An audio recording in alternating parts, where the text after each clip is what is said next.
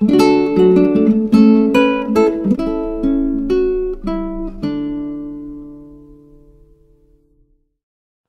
dia, meu irmão, minha irmã, bem-vindos ao nosso encontro de toda manhã da reflexão da Palavra de Deus. Hoje, quarta-feira, 5 de outubro, da 27ª semana do Tempo Comum. E a igreja hoje, como leituras para meditarmos neste dia, a primeira leitura é da Carta aos Gálatas, de São Paulo aos Gálatas, capítulo 2, versículo 1 ao 2, pula e pega o versículo 7 ao 14. Estamos fazendo uma leitura continuada, porque a carta aos Gálatas não é tão longa, não? E aqui Paulo está tentando falar à comunidade, né? Olha, vocês abandonaram o evangelho rápido demais, porque vocês estão cedendo a traindo o evangelho por coisas humanas, não? Quando eu tenho que chamar o outro à conversão, eu perco o afeto do outro, perco fama, talvez corro o risco de perder a amizade daquela pessoa, mas porque anuncio fielmente o evangelho e quero que aquela pessoa viva o evangelho. Talvez aquela pessoa se resista a viver o evangelho tal como ele é. Mas se eu vendo o evangelho para estar bem com o outro, para me dar bem com o outro, etc., eu diria que um outro evangelho. Aquilo que me foi anunciado, eu renuncio para estar bem com o outro, para não ter, como eu vou dizer, não, uma dificuldade com aquela pessoa. Aí Paulo nos dizia ontem, não, ele não quer, não está anunciando o evangelho para agradar aos homens, mas a Deus. E ele provava ontem, dizendo, olha, se fosse para agradar os homens, eu continuaria sendo judeu. Porque eu era bem considerado no judaísmo. E arrisquei tudo, porque eu persegui os cristãos. Cristo lhe aparece e, a caminho de Damasco, ele cai da sua montaria e escuta uma voz, Saulo, Saulo, por que me persegues? Quando Paulo se converte, de perseguidor passa a anunciador da boa nova, do evangelho. E claro, com isso você perde gente, perde apoio, perde fama. Ele poderia ter defendido como ele era famoso no judaísmo e arriscar tudo isto por causa de Cristo. Olha, ele era famoso, seguindo a lei, um cumpridor, não, arriscou tudo. Como ele dirá numa carta, considero tudo como lixo, como perca, por causa da excelência de Cristo. E por isso, quando ele foi aos apóstolos, não é uma coisa afetiva, né? Porque ele quase mal teve ligação com os apóstolos, dizia ele ontem.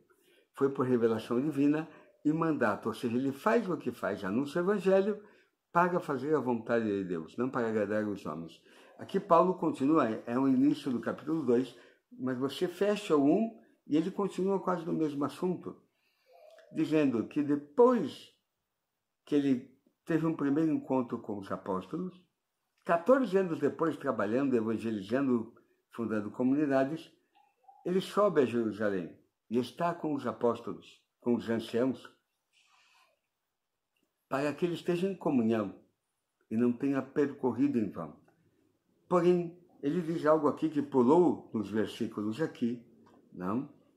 Se você segue a leitura na Bíblia, porque Paulo diz, olha, subiu também comigo Tito, e não teve que se circuncidar para poder encontrar com os irmãos, com os apóstolos. Ou seja, Paulo aqui está querendo colocar um pouquinho um dos aspectos daquilo que anuncia do evangelho que dá problemas, confrontamento com o judaísmo. Não é judaizar os pagãos, que eles têm que cumprir a lei de Moisés, fazer circuncidar, não, mas evangelizar os pagãos e trazê-los à fé. mas sim botar neles a camisa de força de que eles têm que passar primeiro pelo judaísmo para depois entrar no cristianismo. Não. Eu posso anunciar Cristo ao pagão, aquele que não conhece a Cristo, sem passar pelo rigorismo da lei, os sacrifícios no templo. Ou seja, o cristianismo vai se descolando do judaísmo. E ele coloca, justamente porque aquilo que ele prega, Paulo, é de que nós somos perdoados, justificados não pela lei de Moisés, esta lei que ele diz, não a lei da palavra de Deus, mas a lei de Moisés, não, no sentido de que o pessoal pegou uma interpretação da lei de Moisés, daquilo que Moisés anunciou, não o decálogo, toda a parte moral, para fazer uma interpretação meramente jurídica.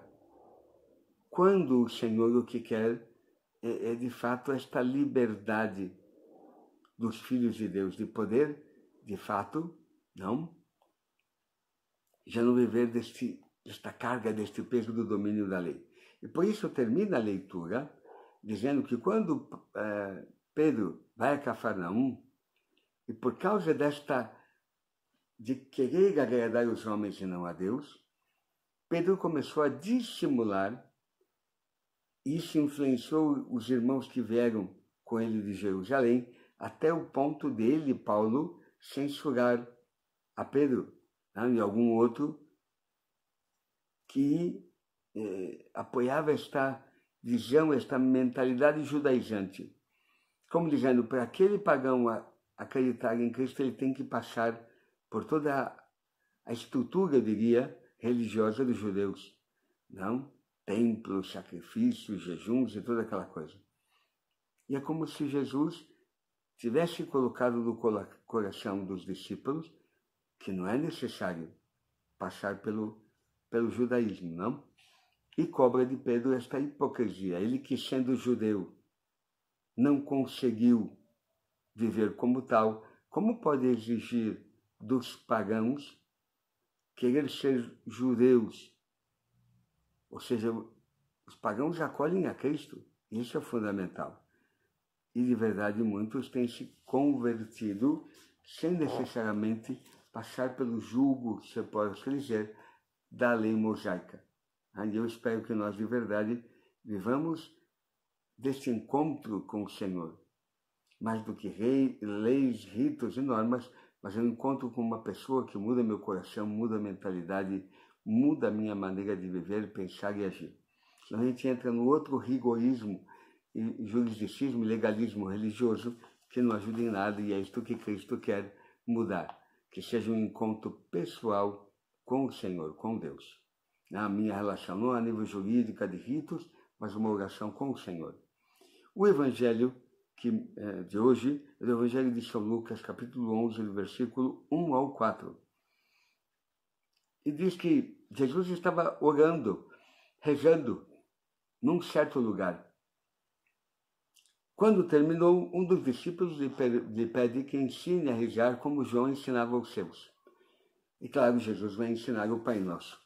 Primeira coisa, os discípulos veem que Jesus, indo num lugar isolado e reza a noite inteira, etc., tinha algo novo, tinha uma fonte, eu diria, na qual o Senhor bebia. E os discípulos pedem, olha, queremos desta fonte, desta bebida, na qual você mergulha tanto com desejo. E seria não apenas mergulhar num rio, num lago, no que fosse, mas não se deixar levar por esta mentalidade moralizante, judaizante, eu diria, moderna, de que se você não cumpre a lei, não faz a circuncisão, não vai, não entra no céu, você não é de Deus. E o Senhor não é que não quer que a gente cumpra a lei e os mandamentos, mas que Ele já não tem poder de salvar. Agora, sou salvo por causa de Cristo e da sua palavra e do seu Evangelho, o qual vivo de forma integral, não parcial. E eu espero que, de verdade, nós, como cristãos, comecemos a entrar no que é a dinâmica do centro da boa notícia do Evangelho, não? E diz aqui, não? Ao ensinar, ao atender este pedido deste discípulo de ensinar a rezar como João Batista ensinou os seus, e Jesus começa pelo Pai Nosso, não? Pai, santificado seja o teu nome. Primeiro chamar a Deus de Pai. Não é apenas um Deus frio, distante, não. Ele é meu Pai, a ternura, o carinho, o amor de Pai. Santificado seja o teu nome. Olha, Deus é santo independente de se eu declaro, se eu defendo a santidade, uma relíquia ou não relíquia. Mas Deus é santo porque o seu Filho nos faz santos. Depois vocês verão que hoje não é porque, vamos supor, eu vou num cabeleireiro e ele tem que estar lá um altar de Nossa Senhora. Não. Posso ter uma conversa com ele franca, porém aceitar a decisão imposta pelo processo eleitoral, não? Pelos partidos, enfim, tudo isso. E é justamente isto que Cristo não, está dizendo aos discípulos: olha, você vai atrás deles, não? Mas não como os fariseus, mestres da lei, ou seja, alguns do Antigo Testamento, conseguiram ser arrebatados, estão ao céu, mas como se fosse algo mágico, não? E como se apenas estivesse ligado ainda à religião do seu povo, não? Cristo corrige este pedido que está ali contido, eu diria, no Pai Nosso, de santificar o nome de Deus apenas pelo cumprimento da lei, de ritos, normas e tudo. Primeiro, Ele é meu Pai e nos faz todos ser irmãos, viver uma unidade, uma fraternidade. Deus é santo não tanto pelo que eu faço, Ele continua, Ele é santo por natureza.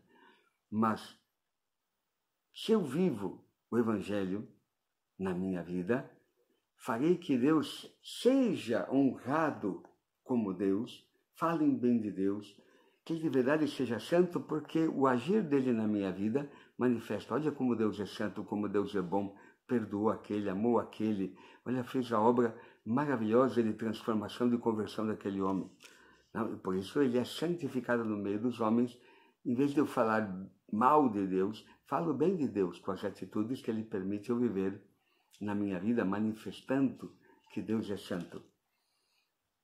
Venha o teu reino, o reino de Deus virá, quer a gente queira ou não, mas que eu possa fazer parte deste reino. Dá-nos a cada dia o pão que precisamos. Não só o pão material, mas aqui eu penso que Jesus está se referindo ao pão da Eucaristia, o pão da palavra, o pão que jorra para a vida eterna. Não só de pão vive o homem, mas de toda palavra que sai da boca de Deus. Então, esse dai-nos o pão de que precisamos é a palavra, não para nos converter. E perdoa os nossos pecados, pois também nós perdoamos a todos os nossos devedores. Aqui Jesus está condicionando o meu perdão a eu estar disposto de perdoar aos irmãos que me pedem, que reconhecem, enfim, não? E não nos deixes cair em tentação. O demônio pode até provar a nossa fé, receber a autorização de Deus para nos tentar, mas se mantemos firme o depósito da fé, a fé que temos recebido, o demônio não tem como nos obrigar a pecar. E eu espero que, de verdade, Ele nos proteja de cair na tentação. Por isso, espero que a palavra de hoje nos ajude. Estas pequenas meditações que eu fiz possa ajudar você a viver hoje a liturgia da palavra da missa de hoje, quando você for à missa, de uma outra maneira, de uma outra forma. E que lhe ajude espiritualmente esta reflexão a você participar um pouco melhor, mais profundamente, na celebração da Eucaristia hoje. Tá bom, meu irmão, minha irmã? Faça oração para encerrarmos o nosso encontro hoje. Oremos. Bendito és tu, Pai Santo, pela tua amor, pela tua misericórdia. Bendito és tu, para esta palavra de hoje. Ajuda-nos de verdade a não viver de condicionamentos humanos, não para estar bem com o outro, mas ter desejos de fazer a tua vontade na nossa vida e de verdade rezar pedindo aquilo que é o fundamental para eu poder ir para o céu, para a vida eterna, para estar contigo, junto com tantos irmãos que nos precederam. Ajuda-nos, Senhor, a acolher hoje a palavra e que ela se faça carne em nós. Isto pedimos por teu Filho que convosco vive e reina na unidade do Espírito Santo. Amém. O Senhor esteja convosco, Ele está no meio de nós. Abençoe-vos o Deus Todo-Poderoso, Ele que é o Pai, o Filho e o Espírito Santo. Amém. Até amanhã, meu irmão, minha irmã, para esse nosso encontro da reflexão da Palavra de Deus.